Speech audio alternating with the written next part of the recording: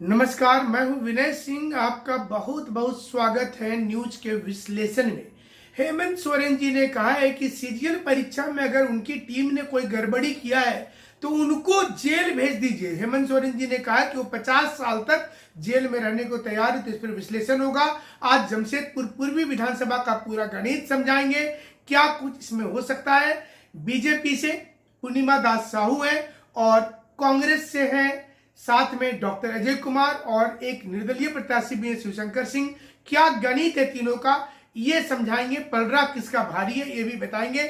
और बहुत सारे पुराने बयान भी अब चर्चा में आ रहे हैं, जिसमें एक बयान शिल्पा नेहा तिर्की का पुराना 3 महीने पुराना बयान है, जिसमें उन्होंने, कांग्रेस की विधायक है, जिसमें उन्होंने कहा था कि बिहारी और यूपी लोगों को बोरा में भरकर फेंक देना चाहिए। और जब डेमोग्राफी के सवाल उनसे पूछा गया था तो उन्होंने सीधे तौर पर बांग्लादेशी से तुलना बिहारी का, उत्तर प्रदेश का और दूसरे राज्य के लोगों का झारखंड में कर दिया था।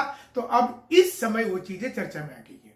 इसके साथ साथ हेमंत सोरेन ने जिस समय वो सत्ता में नहीं थे, उन्होंने क्या क्या वादा किया था स्टूडेंट के लिए, वो भी चर्चा में आ गया। तो पहले उन चर्चा को दिखाते, फिर आप।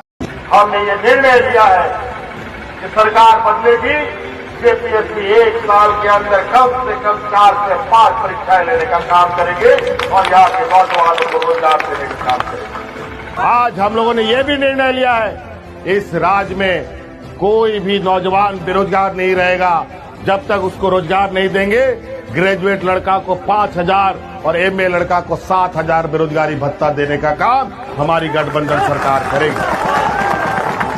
चेंज हुआ है और यहाँ के आदिवासी मूलवासी कालीन में जैसे गंदगी को समेटा जाता है कि धूल को नीचे कालीन के नीचे ढांक दिया जाता है, उस तरह से इन लोगों ने यहाँ के आदिवासी मूलवासी को कहीं कोना खोमचा स्लम्स में ढकेल के रख दिया है। डेमोग्राफी चेंज का यहाँ क्यों नहीं बात करते? रामगढ़ में आज मुखिया कौन बनता है? बिहारी लोग बनते हैं, बिहार से आके। वो सब चीजें नहीं दिखती हैं इनको, उसके बारे में इनको बात करना चाहिए। उसके बाद संथाल के बारे में भी हम लोग बात करेंगे। तो जमशेदपुर पूर्वी विधानसभा का सीट भी हाई प्रोफाइल सीट है, क्योंकि यहाँ पर रघुवर दास जी की बहू है और पूर्णिमा दास साहू वो मैदान में है बीजेपी की ओर से। और उन्होंने जो रघुवर दास जी का काम था उसे आगे बढ़ाने के लिए मुद्दा को लाया है।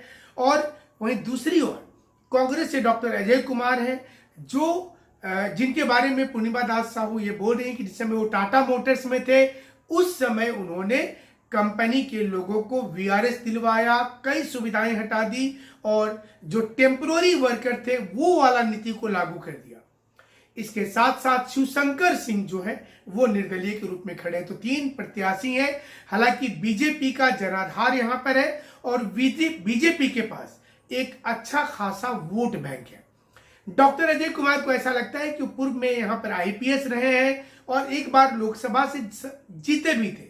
तो लोग सवाल ये भी पूछ रहे हैं कि डॉक्टर साहब जीतने के बाद पूर्वी विधानसभा के लिए क्या किए हैं। और टाटा मोटर्स में जब वो अधिकारी थे उस समय में कंपनी के लोगों के साथ उन्होंने अच्छा वर्क नहीं किया, यानी कि उन्होंने ईएसएस दिलवा दिया, वीआरएस दिलवा दिया। ये सारे उम्मीदवार जो हैं वो आरोप लगा रहे हैं। तो ये मुद्दा भी सर चढ़ करके यहाँ पर बोल रहा है।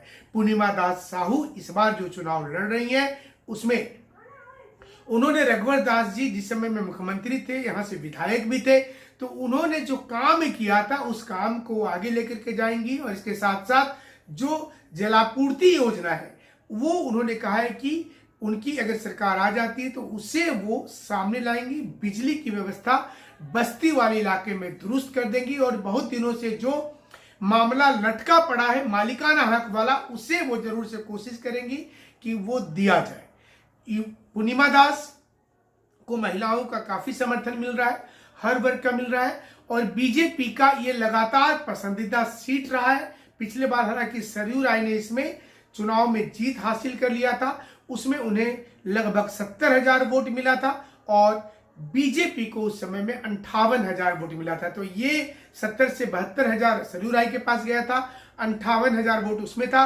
जेवीएम के पास भी 11-12,000 वोट था और कांग्रेस को 18,000 वोट मिला था। इस बार ये त्रिकोणीय मुकाबला है, लेकिन इसमें बढ़त जो है क्षेत्र की जनता बता रही है कि बीजेपी के साथ है और बीजेपी को इसका लाभ वो देना चाहते हैं।